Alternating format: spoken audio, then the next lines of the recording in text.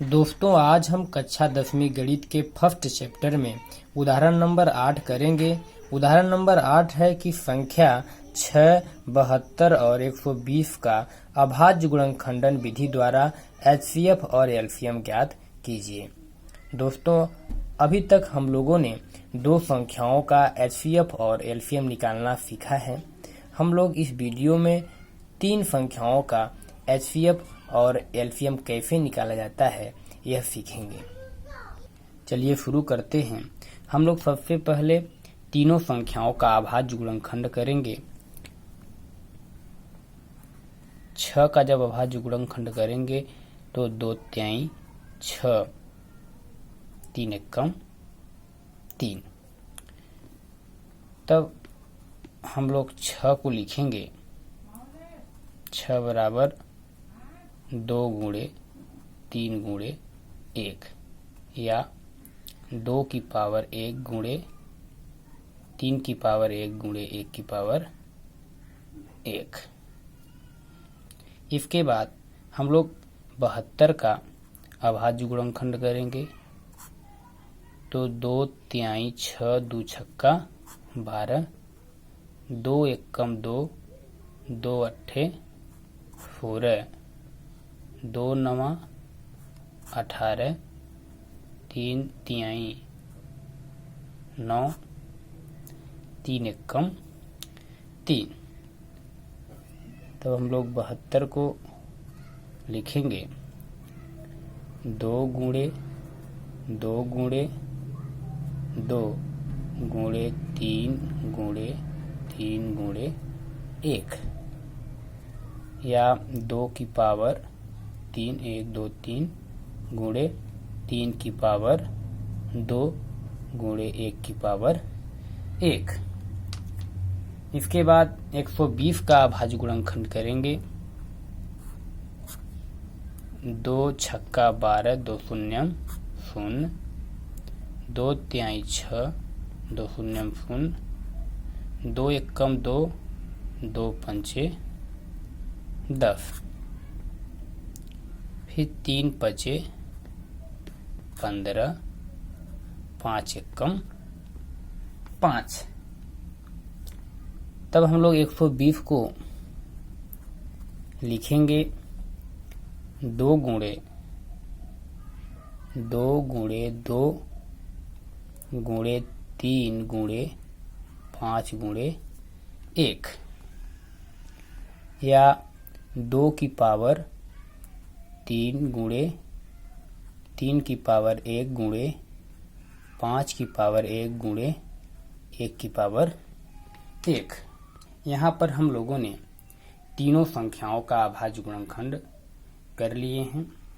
हम लोग सबसे पहले यहाँ पर तीनों संख्याओं का एचसीएफ निकालेंगे। एचसीएफ क्या होगा? जो तीनों में उपस्थित हो, अर्थात जो तीनों में उभयनिष्ठ हो, उसकी सबसे छोटी घात का गुणनफल ही 6, 72 और 120 का एचसीएफ होगा। इसलिए यहाँ पर आप देख रहे हो कि 2, 3 और 1 इन तीनों में उपस्थित है। इसमें भी 2, 3, 1 है और 6 में भी 2, 3, 1 है और 2, 3, 1 120 में भी है। इसकी जो सबसे छोटी घात है उसका गुणनफल ही 6, 72 और 120 का एचसीएफ होगा। इसलिए हम लोग लिखेंगे 2 की घाते 1, 3 की घाते 1 और 1 की घाते 1 प्रत्येक उभयनिष्ठ। उभयनिष्ठ का मतलब होता है जो तीनों में उपस्थित हो। उभयनिष्ठ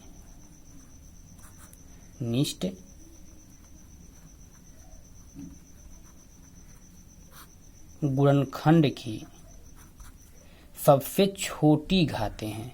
सबसे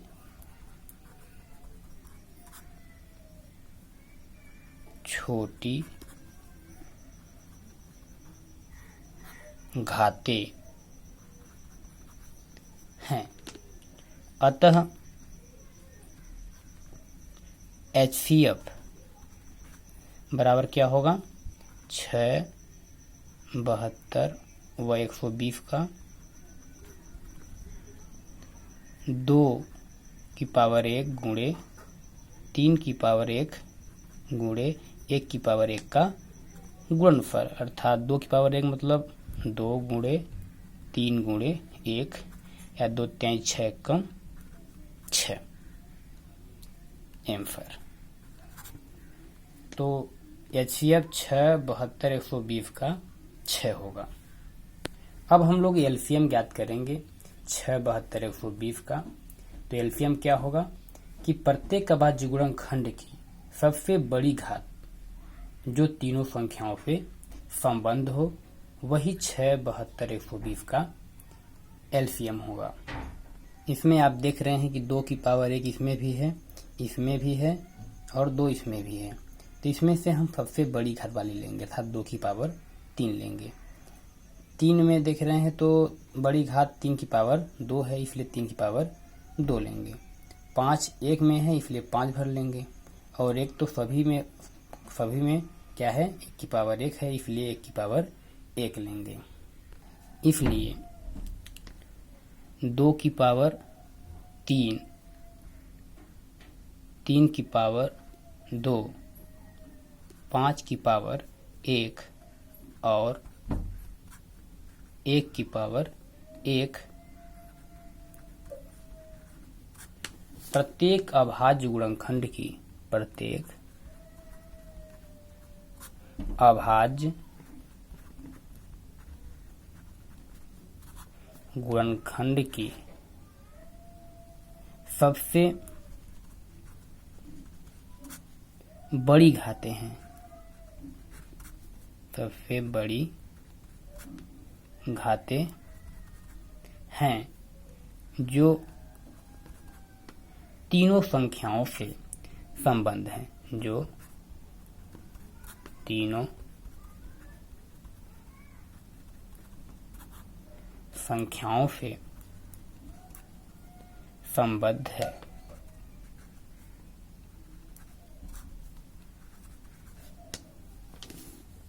अतः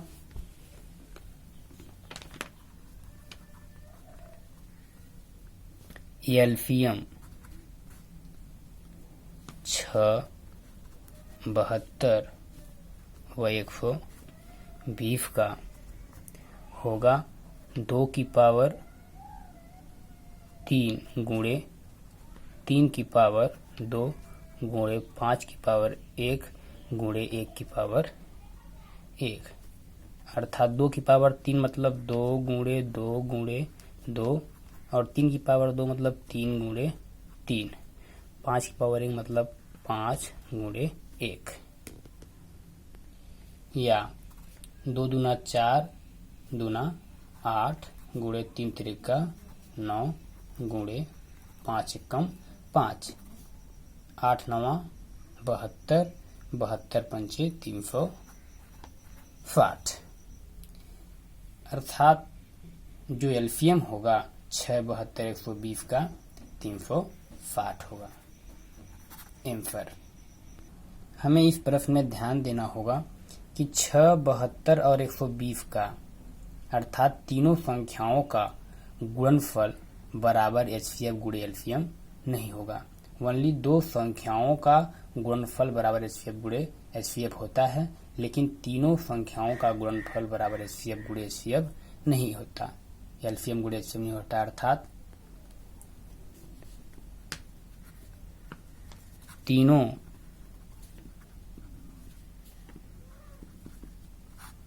संख्याओं का गुणनफल बराबर नहीं है एचसीएफ गुणे एलसीएम। अर्थात 6 गुणे 72 गुणे 120 बराबर नहीं होगा जो हमारा एचसीएफ 6 गुणे एलसीएम 360 के। इस सूत्र को हम लोग ध्यान रखेंगे। हम लोग को यहीं तक हल करना है। यह जो सूत्र इस प्रश्न में लागू नहीं होगा। अगर यह वीडियो मेरा समझ आया होगा तो आप लोग अवश्य लाइक करें। तब तक के लिए बहुत बहुत धन्यवाद।